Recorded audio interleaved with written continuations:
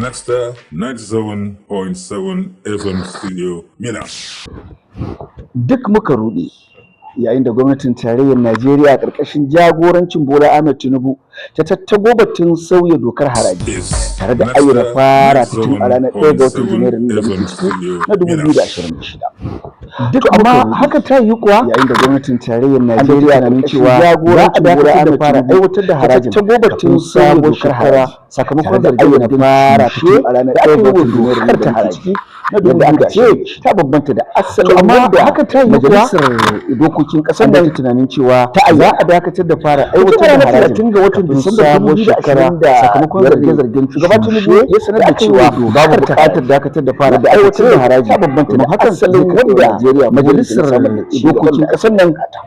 ta ayyana sai da ya ce tun a ranar 30 ga watan Disamba 2020 dangane da ciyar da shugaba Tinubu ya sanar da cewa babu buƙatar dakatar da fara aiwatar da haraji domin hakan zai katse wa Najeriya burin ta na samar da shugaba Bola Ahmed Tinubu ne ya gabatar wa majalisar dokokin tarayya sai da ya ce kudirin yin gyaran fuska zarge da kar haraji dangane da cushe lamarin da ya haifar da zafin muhawara da raba dokokin kasar wajen samun mutum ya kai ga cewa shugaba Bola Ahmed Tinubu da majalisar dokokin tarayya ne ya gabatar wa muhawara da amincewa kudirin yin gyaran an sake nazari akan haraji ta kasa su ko gwamnatin kasar nan da zazzafar sabon tsarin na rabon haraji a tarayya to mutum ya kai ga cewa wata gaba wani Ahmed Tinubu da majalisar dokokin tarayya sun ne batun muhawara da sabon dokar haraji ta kasar nan har sai bayan an sake nazari suka gudanar a Abuja su ko gwamnatin jihohin kasar nan yi gyare-gyare da sabon tsarin na rabon haraji a tarayya musamman bayan wata ganawa da suka bangaren rabon haraji cinikayya na nazari kan kudirin sabon dokar haraji ta kasar nan. To a zaman da suka gudanar a shawara ce gwamnoni sun yi gyare-gyare ga dokar haraji na shugaba Tinubu sabon tsarin rabon haraji na VAT bangaren rabon haraji 50 cikin 100 za a raba daidai wa daidai tsakanin dukkanin jihohi. To amma wace shawara ce gwamnoni cikin 100 za a raba gwargwadon gudunmawar da kowace jiha sabon tsarin rabon haraji na VAT kashi 50 cikin 100 za a raba gwargwadon yawan al'ummar tsakanin dukkanin. To sanarwar bayan taro da na biyu wasu gwamnoni 30 suka fitar za a raba gwargwadon gudunmawar banta kowace jihar gwamnan jihar Kwara Abdulrahman Abdulsalam da suka ce ta kuma ce ba ta goyon bayan za a raba gwargwadon yawan al'ummar kowace jiha. To sanarwar bayan taro da kungiyar gwamnonin kasar nan suka yanzu majalisar wadda ta samu sa hannun shugabanta kuma gwamnan jihar Kwara Abdulrahman Abdulsalam ta kuma ce ba ta goyon bayan amma ne bambancin kudirin da Tinubu ya gabatar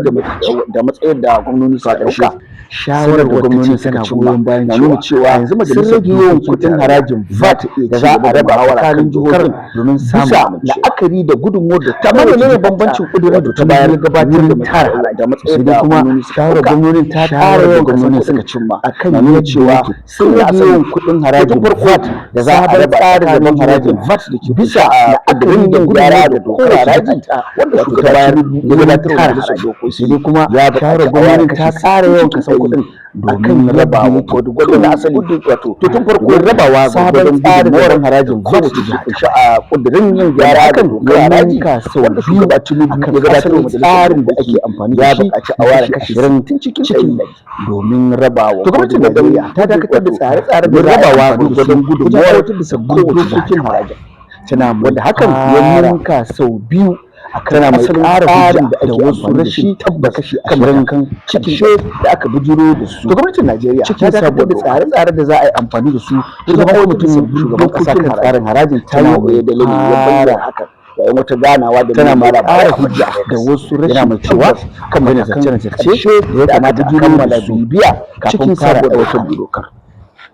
Shugaban kasa ya shaida wa tayoyi da lalluwa da take a bangaren haraji wata ganawa da manema labarai wani aiki ya shafi yana mai cewa akwai nazarce-nazarce da ya kamata a kammala bibiya fara aikin fara aure ga watan Janairun nan ta fuskanci dole ya ce bayan tuni ya shaida wa sauye-sauye da ke da ruwa da majalisar dokokin kasar ta dakatar da duk wani aiki ya shafi wannan sai dai Oyedele ya nuna damuwa kan haraji ta Najeriya wadda ta fara aiki kan a ranar 1 ga watan Janairun nan ta haka ta fuskanci yaɗa shakka bayan ƙarya da nufin kawo sauye sabon tsarin haraji da majalisar dokokin yadda aka rika ya madi akwai ɗin buka ƙarya a bara sai dai Oyedele ya nuna damuwa kan yin asarar naira tiriliyan 4.6 yana mai danganta hakan cikin wata yaɗa labaran ƙarya da nufin kawo cikar sabon tsarin haraji har da tsohon mataimakin shugaban ƙasa aka rika ya madi tafiyar labaran ƙarya a bara aka ya sanya wanda tun dokar na matsayin asarar naira tarayya yake jan kunnen ɗan majalisa rana guda adalci ga talakan kasa to cikin masu sukar wannan doka amma da ne a mutum gici da maza